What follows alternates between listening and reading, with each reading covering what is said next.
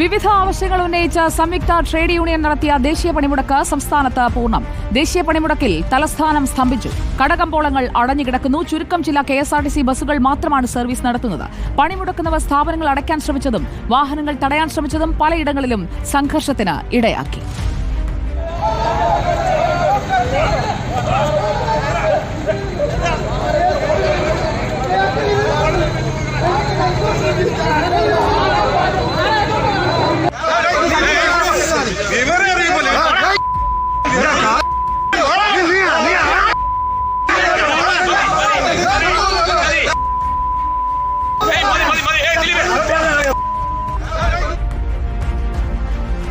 അതിനിടെ പണിമുടക്കിനെ തള്ളിപ്പറഞ്ഞ മന്ത്രി KB ഗണേഷ് കുമാറിനെതിരെ ഇടതുമുന്നണിയിൽ പ്രതിഷേധമുയരുകയാണ്.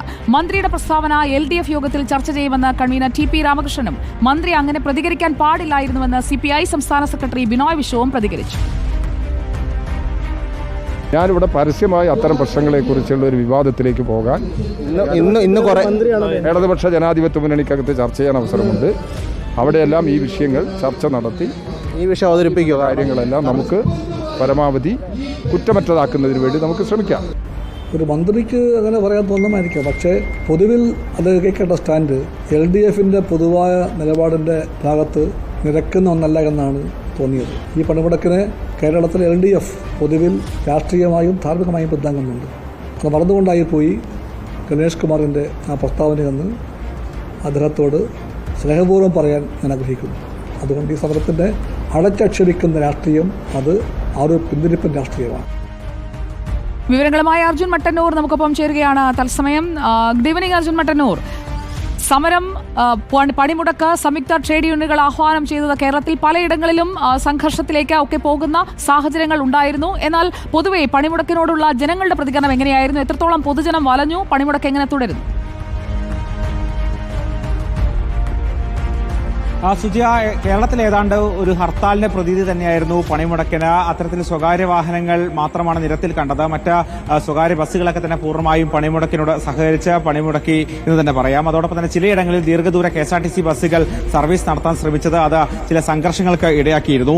നെയ്യാറ്റിക്കര പൊന്മുടി റൂട്ടിൽ KSRTC ബസ്സിലെ കണ്ടക്ടറെയും ഡ്രൈവറെയും സമരക്കാർ മർദ്ദിച്ചു. കൊല്ലത്ത് കണ്ടക്ടറെ മർദ്ദിക്കുന്ന സാഹചര്യമുണ്ടായി. ഇടുക്കി കുമളിയിൽ ഒരു സർക്കാർ ഉദ്യോഗസ്ഥനെ പണിമുടക്ക് അനുകൂലികൾ മർദ്ദിക്കുന്ന സാഹചര്യമുണ്ടായി. കാസർഗോഡ് സർവീസ് നടത്താൻ ഇറങ്ങിയ ഓട്ടോറിക്ഷ തൊഴിലാളികളും സമരക്കാരും തമ്മിൽ വാക്കേറ്റവും മറ്റുമുണ്ടായി. മൂവാറ്റുപുഴയിൽ പണിമുടക്കാൻ തയ്യാറാകാതിരുന്ന KSRTCക്ക് നേരെ കല്ലേറുണ്ടാകുന്ന സാഹചര്യമുണ്ടായി.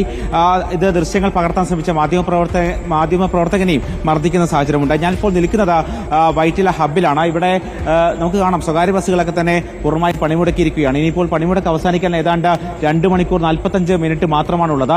പലരും ഈ പല ഭാഗത്തേക്ക് പോകേണ്ട ആളുകളൊക്കെ തന്നെ മണിക്കൂറുകളായി ഇവിടെ കാത്തിരിക്കുന്നുണ്ട്. ചില അപൂർവം ചില KSRTC ബസ്സുകൾ മാത്രമാണ് ഈ വഴിക്ക് വരുന്നത്. എന്തായാലും ഇവരോട് തന്നെ ചോദിക്കാം, ചേട്ടാ കുറെ നേരമായോ നിൽക്കുന്നത്? വണ്ടി വല്ലതും ഉണ്ടോ? പിന്നെ മണിക്കൂറുകളായി. നമ്മുടെ എങ്ങോട്ടാ പോകേണ്ടത്? ഞങ്ങൾ ചേർത്തലയ്ക്ക് പോകേണ്ടതാണ്. ആലപ്പുഴ, ചേർത്തല, തിരുവനന്തപുരം ആ റൂട്ടിൽ പോകേണ്ട ആൾക്കാരാണ് ഇവിടെ ഉള്ളത്. നമ്മുടെ മന്ത്രി പറഞ്ഞത് എന്താണേലും ബസ് ഓടിക്കുമെന്നാണ് പറഞ്ഞത്.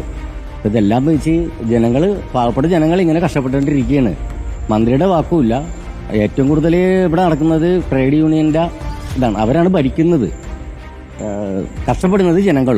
ഒരു വോട്ടിന്റെ വില എന്താണെന്നുള്ളത് ജനങ്ങൾ തന്നെ തീരുമാനിക്കണം.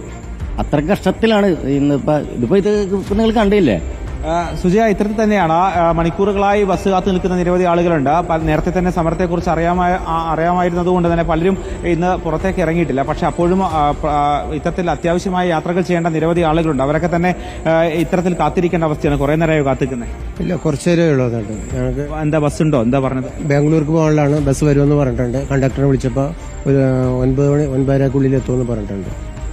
സുജ, ഇപ്പോൾ രാത്രി ആയതോടുകൂടി പല കടകളും തുറന്ന് പ്രവർത്തിക്കാൻ തുടങ്ങി. മാത്രവുമല്ല വാഹനങ്ങളും കൂടുതൽ നിരത്തിലേക്ക് ഇറങ്ങി തുടങ്ങിയിട്ടുണ്ട്. മലപ്പുറം മഞ്ചേരിയിൽ പോലീസിന് നേരെ കയ്യേറ്റം ഉണ്ടാകുന്ന സാഹചര്യമുണ്ടായിരുന്നു. CPI മഞ്ചേരി ഏരിയ സെക്രട്ടറി അടക്കം 20ഓളം പേർക്കെതിരെ പോലീസ് കേസെടുക്കുന്ന സാഹചര്യമുണ്ടായി. എടവണ്ണ പഞ്ചായത്ത് ഓഫീസിലെത്തിയ ജീവനക്കാരെ സമരാനുകൂലികൾ പൂട്ടിയിടുന്ന സാഹചര്യമുണ്ടായി.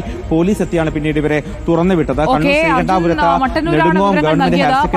വലയുകയാണ് പൊതുജനം. ഈ രാത്രിയാകുമ്പോഴേക്കും കടകളൊക്കെ തുറക്കുന്നുണ്ട്. എന്നാൽ ഗതാഗതമൊക്കെ പഴയ രീതിയിലാകുന്നതിനായി സമയം ഇനിയും എടുക്കും. പണിമുടക്ക് പൂർത്തിയാകുന്നതുവരെ ഇതേ രീതി തുടരും എന്നതാണ് നമ്മളിപ്പോൾ കാണുന്നത്. Thank you Arjun Mattannur.